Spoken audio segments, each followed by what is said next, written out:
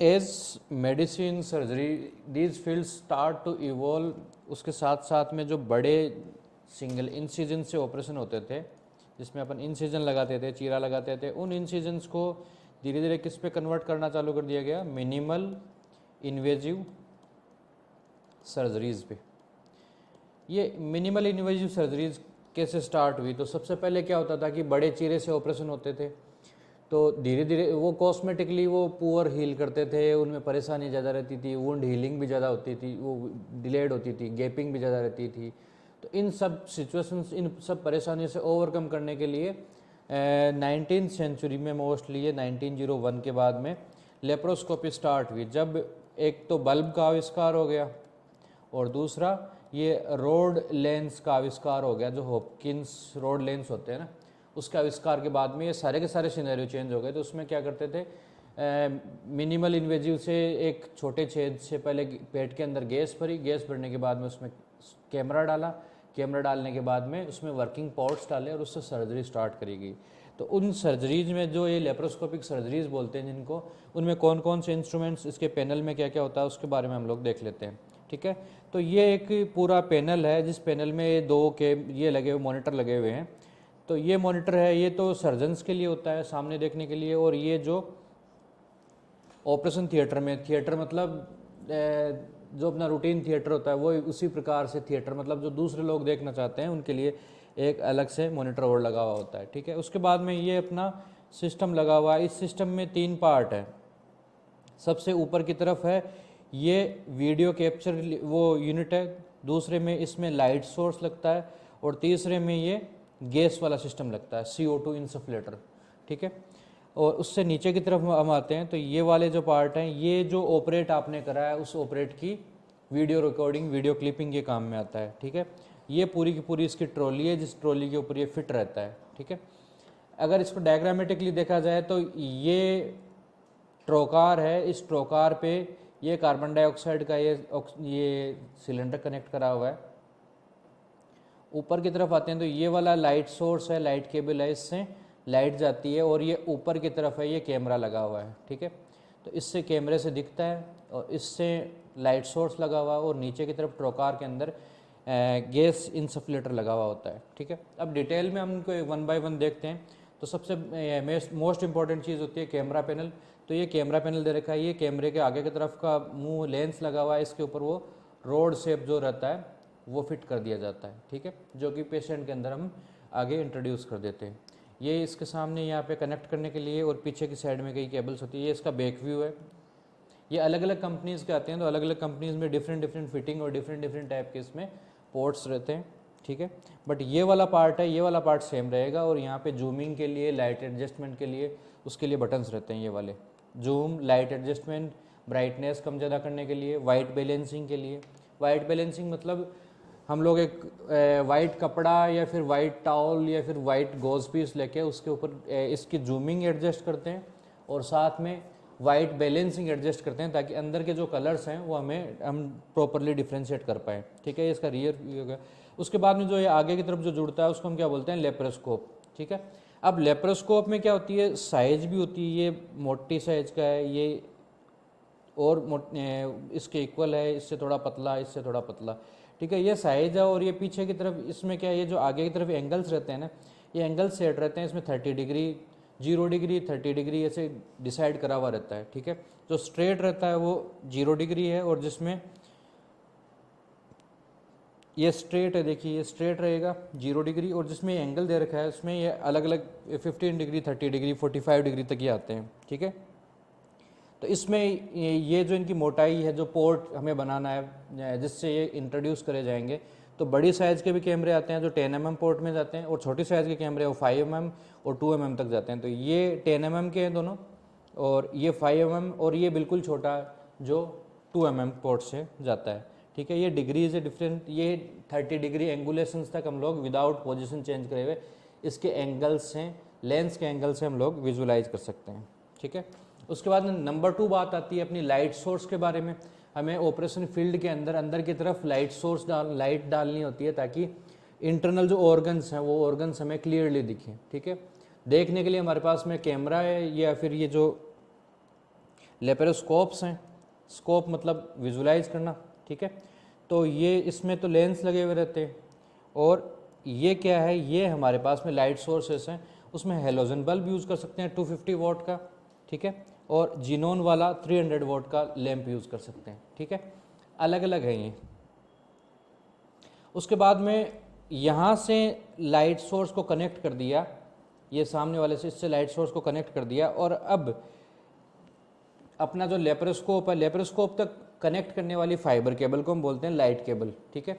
ये एक optical fibre cable है और ये फ्लूइड फील्ड फाइबर केबल है, ठीक है। ये दो डिफरेंट टाइप की फाइबर केबल्स हैं जो कि रूटीनली यूज़ करी जाती हैं, ठीक है। ये वाला है हम लोग फिट कर देंगे जो ये लेप्रोस्कोप वाला पार्ट होता है उसके ऊपर, और ये वाला पार्ट है ये फिक्स कर दिया जाता है इस इंस्ट्रूमेंट में, इसमें यहाँ पे, ठीक है।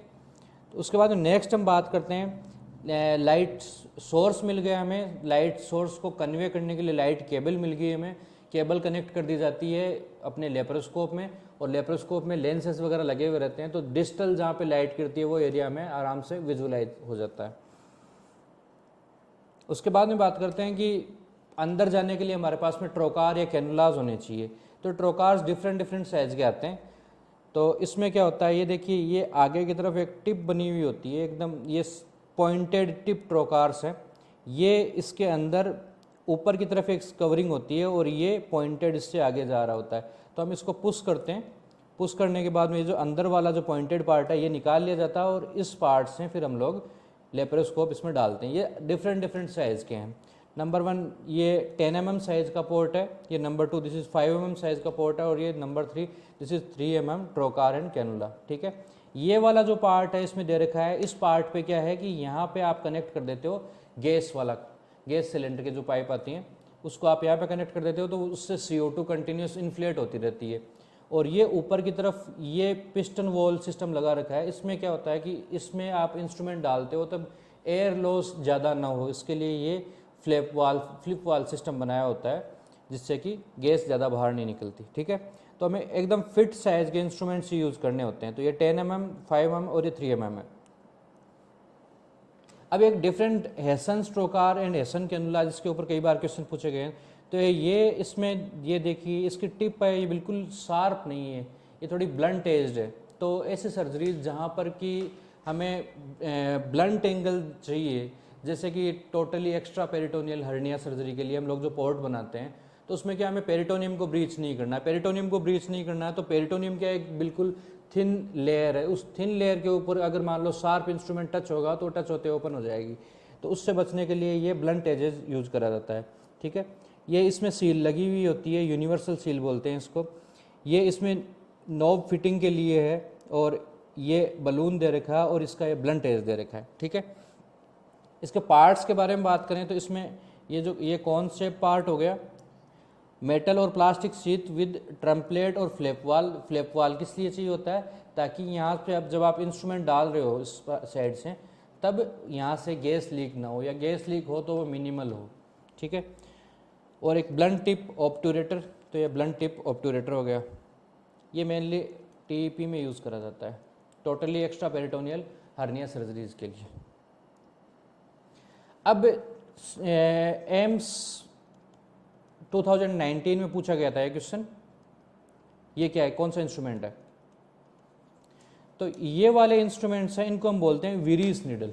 इनको विरीस निडल क्यों बोला जाता है कि इनकी हेल्प से, ये क्या है, पतली निडल होती हैं, तो इनिशियली हमारे पास में कोई विजन नहीं है एब्डोमिनल कैविटी में जाते टाइम, तो अगर मान लो ये जो बड़ा इंस्ट्रूमेंट है, ये बड़ा ट्रोकार है, ये वाला ट्रोकार, इस बड़े 10 mm ट्रोकार से आप जाएंगे तो आप क्या है कि अगर डायरेक्टली ब्लाइंडली जा रहे हो तो इसमें जो आगे वाला पार्ट है वो बिल्कुल एकदम शार्प एज्ड है, तो वो क्या है, अंदर इंटेस्टाइन, मान लो इंटेस्टाइन का कोई लूप आ गया सामने, या फिर कोई बड़ी मेजर वेसल आ गई, तो उसको क्या कर सकता है, पंक्चर कर सकता है।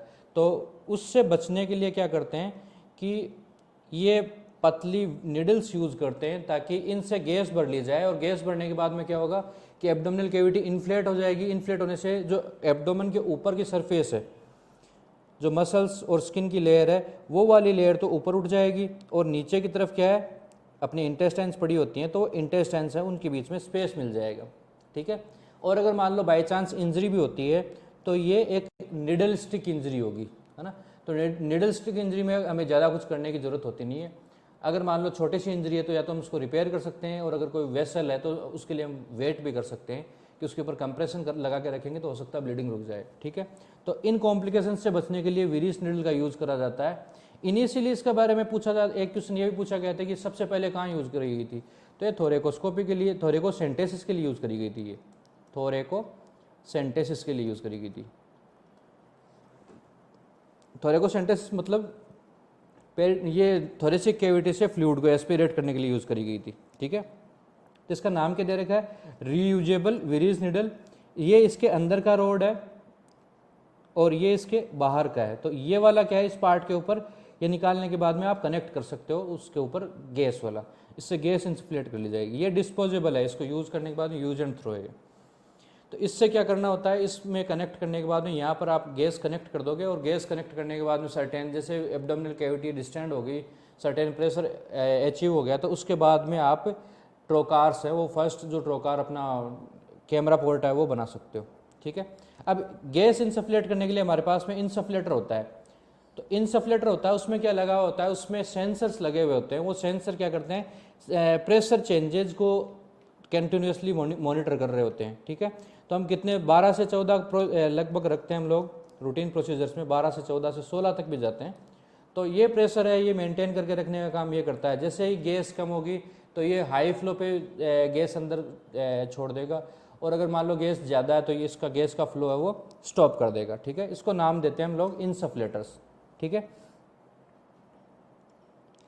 अब इंसफ्लेटर में गैस कहाँ से आएगी, तो इंसफ्लेटर में गैस आएगी अपने कार्बन डाइऑक्साइड से, सिलेंडर से, ठीक है। ये ग्रे कलर का सिलेंडर है, और इसमें ये पिन इंडेक्स सेफ्टी सिस्टम लगा होता है, PISS, pin index safety system. ये पिन इंडेक्स सेफ्टी सिस्टम क्या होता है कि कई बार पिक्चर्स में दिखाते हैं, जैसे मूवीज़ में दिखाते हैं कि सिलेंडर कौन सा लगाना था और दूसरा सिलेंडर लग गया, तो उससे रॉन्ग गैस इंसर्ट होना स्टार्ट हो गई। तो उस सिस्टम से बचने के लिए एनेस्थेसिया में क्या करा जाता है कि एक सिस्टम ही फिट कर दिया गया कि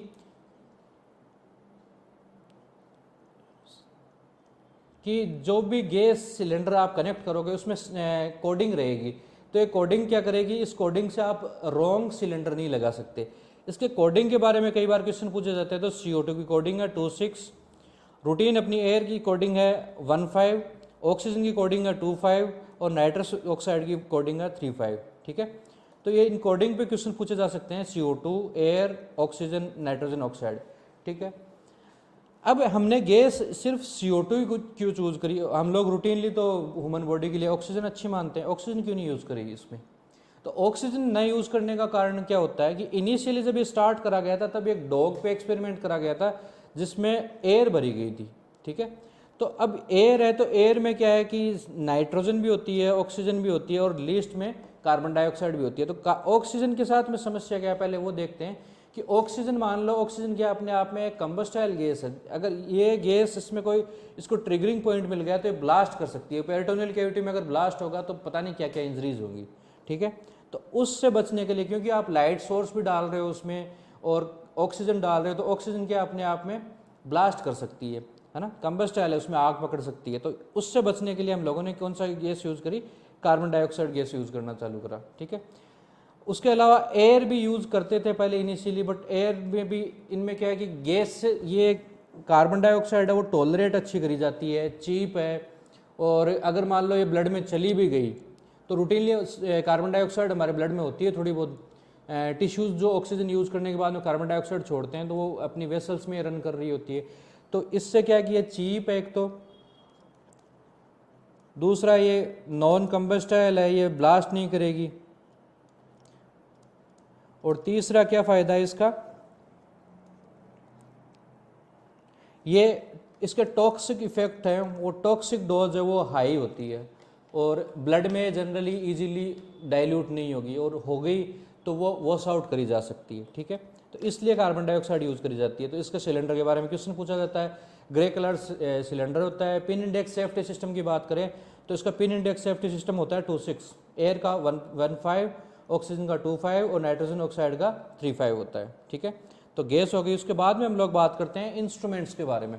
तो जो लेप्रोस्कोपी में इंस्ट्रूमेंट्स होते हैं उनको पकड़ने के लिए ग्रिप होती है, और ग्रिप डिफरेंट डिफरेंट टाइप की होती है। तो ग्रिप्स पे बात करना स्टार्ट करें तो हैंड ग्रिप, इसमें ये क्या है, ये गोलाकार है जिसमें आप उंगलियां A1 और जनरली थंब और अपनी रिंग फिंगर है उसको इंसर्ट करते हैं, इस इंडेक्स से गाइड करते हैं। तो रिंग हैंडल जिसको बोलेंगे हैंड ग्रिप को, क्योंकि इसमें ये रिंग शेप्ड इसके हैंडल लगे हुए हैं, ठीक है। इसमें देखिए ये क्या है, ये रेचेट लगा हुआ है, ये टी शेप रेचेट है ना, ये टी बन गया, तो टी शेप रेचेट है। ये क्या है कि जनरली आप कोई किसी भी टिश्यू को पकड़ा और पकड़ने के बाद में आप उसको सपोर्ट करके रख रहे हो, तो आपने फिक्स कर दिया है यहाँ पे, फिक्स करने के बाद में सपोर्ट कर रहे हो। जैसे गोलब्लैडर सर्जरीज में गोलब्लैडर का फंडस पकड़ के आप ऊपर की तरफ ट्रैक्शन दे रहे हो ताकि लीवर है वो उसके ऊपर ना आए, है ना। तो इसको बोलते हैं टी रेचेट्स। इसको बोलते हैं wire bend handle, this is wire bend handle, ठीक है। अब ये क्या है, ये इसको बोलते हैं हम लोग pistol handle.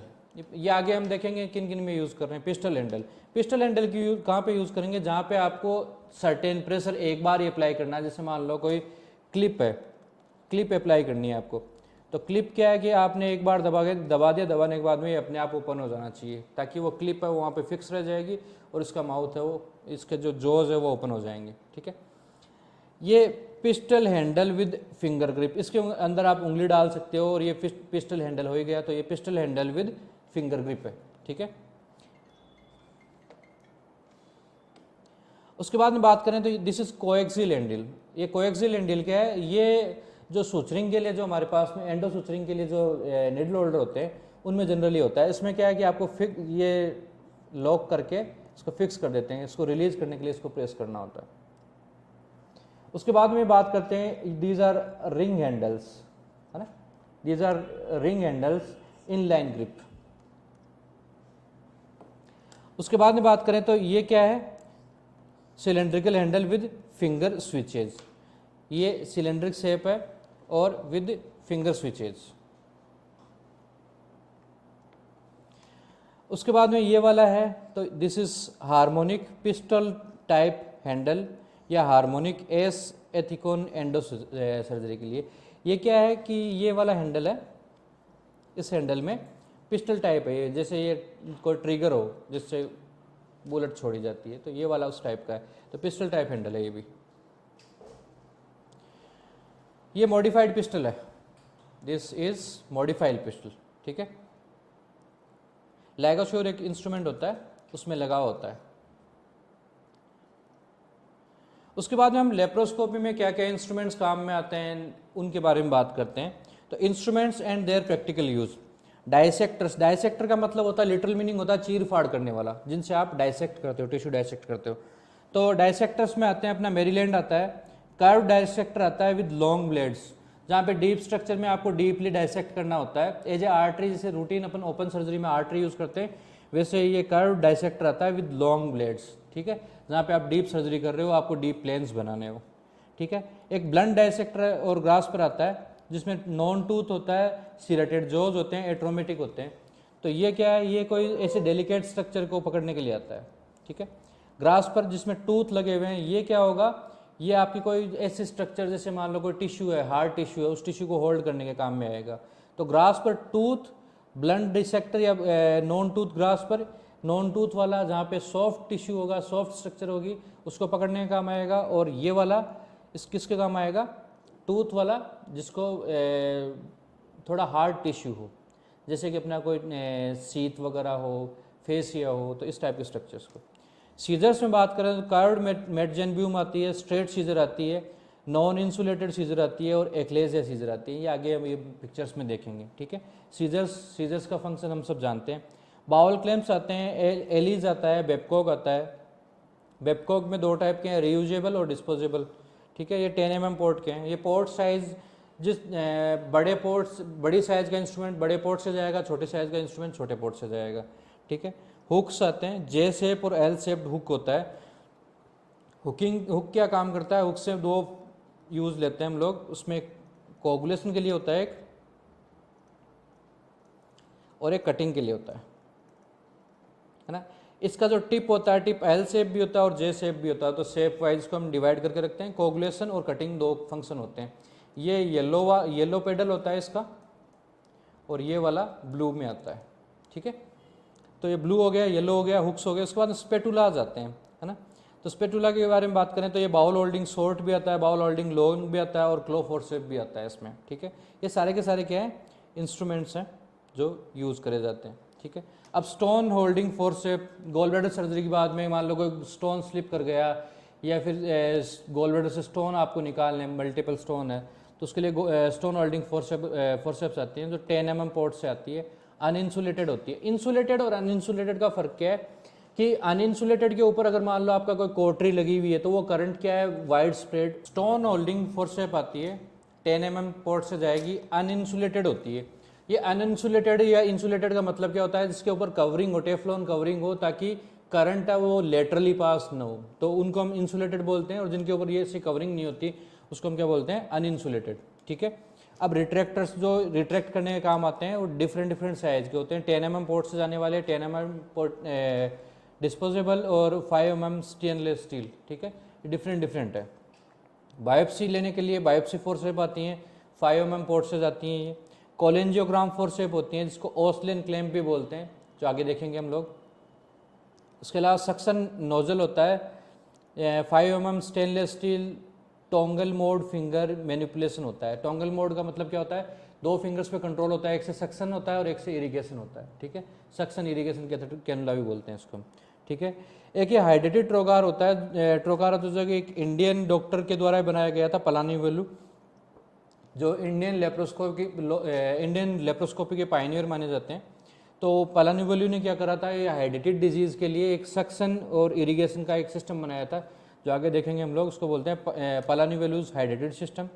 Needle holders, endo suturing के लिए, अंदर सूचरिंग के लिए डिफरेंट निडल होल्डर्स होते हैं, जो 5 mm 3 mm या फिर कन्वेंशनल निडल होल्डर या coaxial ring handle, different type के आते हैं। क्लिप एप्लीकेटर्स आते हैं। क्लिप एप्लीकेटर क्या होते हैं कि जैसे मान लो कोई वेसल है, छोटे mm 3 से 5 mm तक की वेसल्स होती हैं, तो उन वेसल्स पे क्या करना है, अगर मान लो कोई क्लिप अप्लाई करनी है, टंगस्टन क्लिप्स आती हैं, तो उन क्लिप को अप्लाई करने के लिए क्लिप एप्लीकेटर्स आते हैं जो 10 mm और 5 mm साइज में आते हैं, ठीक है। लूप एप्लीकेटर्स, अपेंडिक्स सर्जरी करनी है, अपेंडिक्स को बेस पे टाई करना है, तो उसके लिए लूप एप्लीकेटर आता है। क्लिप एप्लायर्स होते हैं, वो अलग अलग साइज़ के हैं। लार्ज क्लिप आती है, मीडियम क्लिप आती है और स्मॉल क्लिप आती है, ठीक है। तो जो लार्ज क्लिप है वो 11 mm तो 11 mm मतलब बड़ी साइज़ के, use to control thick wide cystic duct. ये सिस्टिक डक्ट कौन सी डक्ट होती है, जो गॉल ब्लैडर को कॉमन बाइल डक्ट से जोड़ने वाले डक्ट को हम बोलते हैं cystic duct.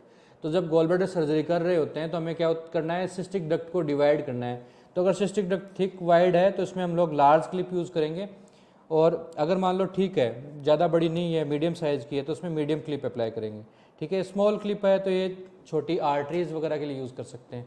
Gall bladder surgery की बात करें तो सिस्टिक आर्टरी के लिए हम लोग छोटी क्लिप यूज़ कर सकते हैं। 7 mm 9 mm और 11 mm इनकी डिफरेंट साइज़ है। वैसे बोलेंगे तो स्मॉल, मीडियम और लार्ज, ये स्मॉल, ये मीडियम और ये लार्ज, ठीक है, अलग अलग साइज़ की होगी। 7, 9 और 11 mm, ठीक है। इसके बाद में निडल होल्डर के बारे में बात करें तो स्ट्रेट टिप और कर्व टिप 2 टाइप के हो सकते हैं।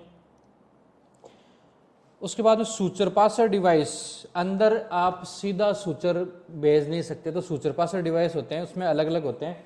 थ्रेड इंट्रोड्यूसर होता है, थ्रेड ग्रास्पर होता है, ठीक है। इनका फंक्शन क्या है, for closure of port transfascial ligature during ventral hernia repair, ठीक है। For control of bleeding from abdominal wall. तो इसका मतलब क्या हुआ कि अगर मान लो आपको अंदर की तरफ सूचरिंग करनी है तो सूचर पास कर सकते हो। जैसे मान लो एंटीरियर एब्डोमिनल वॉल पर हर्निया है, उसको आप लेप्रोस्कोपिकली रिपेयर कर रहे हो, कुछ ओपन नहीं करा है ना, तो इसमें क्या करना होता है कि आप निडल, ये जो सूचर है उसको डायरेक्ट पास कर सकते हो, ऊपर पुल कर सकते हो। तो सूचर, ये थ्रेड इंट्रोड्यूसर भी होता है और थ्रेड ग्रास्पर भी होता है, ठीक है। ब्लीडिंग हो रही है, पोर्ट साइड पे ब्लीडिंग हो रही है, तो उससे आप साइड, थोड़ा सा साइड में जहाँ से वो वेसल ब्लीड कर रही है उसके पास से सूचर लाइगेट अंदर से पास करके ऊपर पुल कर लोगे तो वो ब्लीडिंग रोकी जा सकती है, ठीक है। अब कैमरा के लिए अपन digital laparoscopic camera front panel, digital laparoscopic camera rear panel, ये जो हम लोगों ने पिक्चर देखे। लेप्रोस्कोप्स हम लोग बात कर चुके हैं 10 mm 0 degree, 10 mm 30 degree. 0 degree 30 degree में फ़र्क मैं बता चुका, उसमें स्ट्रेट होता है और उसमें एंगल्स रहते हैं। इसमें 0 डिग्री मतलब इसमें आपके ये घुमाने से उसके एंगल्स चेंज नहीं होंगे। 30 डिग्री वाले में आप 30 डिग्री का एंगल है वो आराम से एक जगह से घुमा के यूज़ कर सकते हैं। ये 5 mm साइज़ में भी आता है और 2 mm साइज़ में भी आता है, ठीक है। लाइट सोर्स हम बात कर चुके 250 mg हेलोजन वॉट और जीनोन 300 mg 300 वॉट्स का। लाइट केबल की बात करें तो ऑप्टिक फाइबर केबल और फ्लूइड केबल ये बात कर चुके। ट्रोकार और कैनुला के बारे में बात करें तो 10 mm ट्रोकार, 5 mm 3 mm ये हम देख चुके। अब हम डायसेक्टर्स के बारे में थोड़े से डायग्राम से देख लेते हैं। डायसेक्टर मतलब चीर फाड़ करने वाले, जिनसे आप टिश्यू डायसेक्ट करते हो। तो इसमें पहला नाम था अपना मैरीलैंड और ये बहुत कॉमनली यूज्ड इंस्ट्रूमेंट है ड्यूरिंग लेप्रोस्कोपिक सर्जरीज, ठीक है। तो ये कहाँ कहाँ यूज़ करा जाता है, इसमें देखिए ये दो जो दे रखे हैं, ठीक है। ये जो दोनों जो क्लोज करे जा सकते हैं और ये ओपन भी करे जा सकते हैं, ठीक है। तो कैलर्ट्स ट्रायंगल, कैलर्ट्स ट्रायंगल क्या होता है कि जहाँ पे गॉल ब्लैडर की cystic duct common bile duct से जुड़ती है, ये ऊपर की तरफ अपना लीवर आ जाएगा। तो ये वाला जो एंगल है इसको हमें सेपरेट करना है, ठीक है। तो यहाँ पे डायसेक्ट करना है, ठीक है। तो इसको डायसेक्ट करने के लिए isolation of vascular pedicles, dissection in hernias. तो जहाँ पर भी आपको डायसेक्ट करना है तो वहाँ पे most commonly used instrument is Maryland.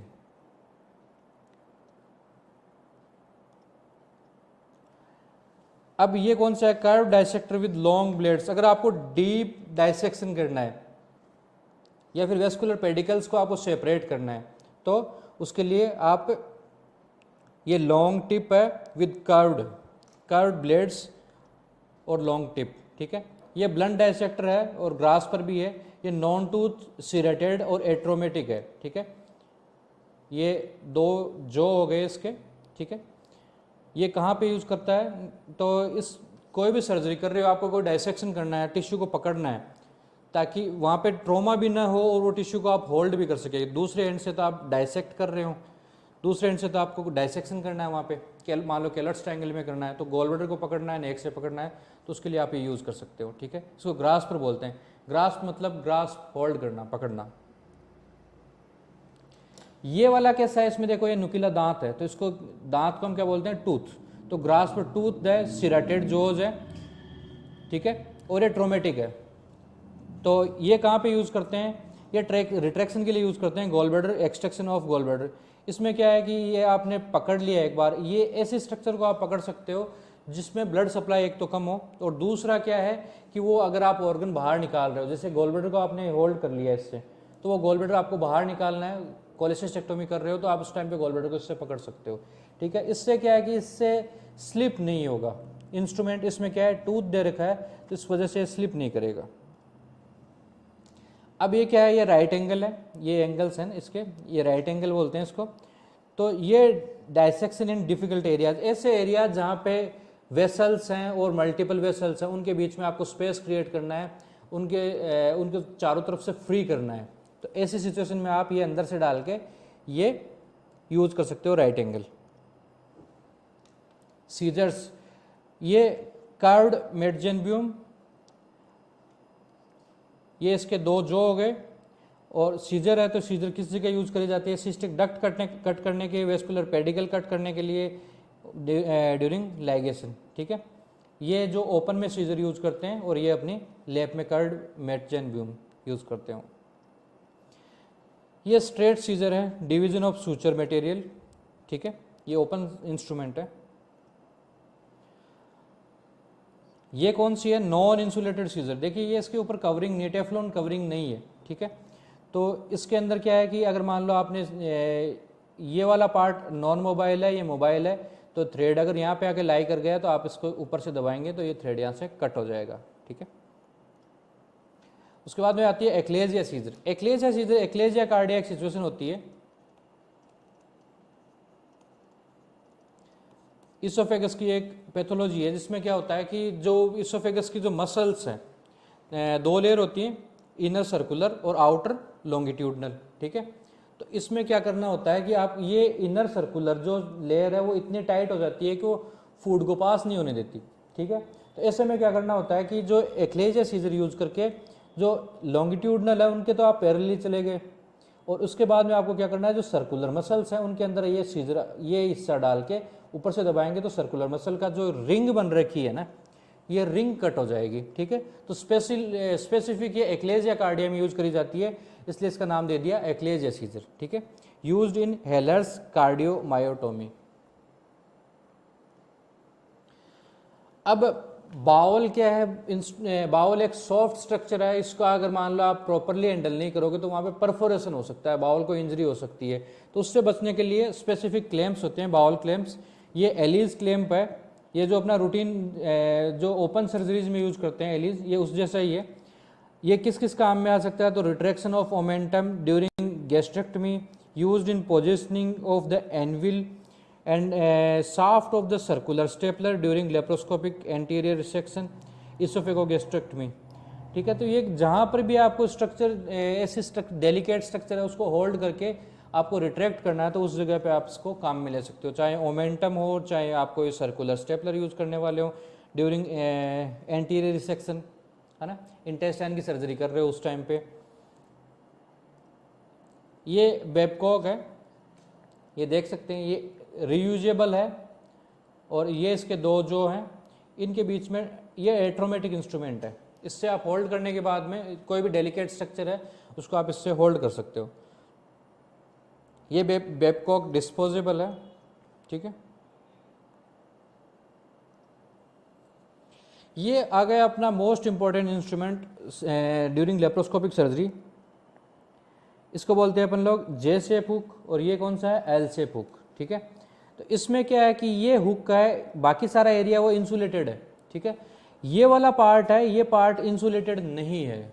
इस पार्ट से आप क्या कर सकते हो, इस पार्ट से आप कटिंग कर सकते हो, कोई भी टिश्यू के पास में टच करोगे तो वो कट भी कर सकता है, और अगर मान लो कोई छोटी वेसल्स ब्लीड कर रही हैं तो आप कोगुलेट भी कर सकते हो, ठीक है। तो एक कटिंग कोगुलेशन दोनों में यूज़ करा जाता है।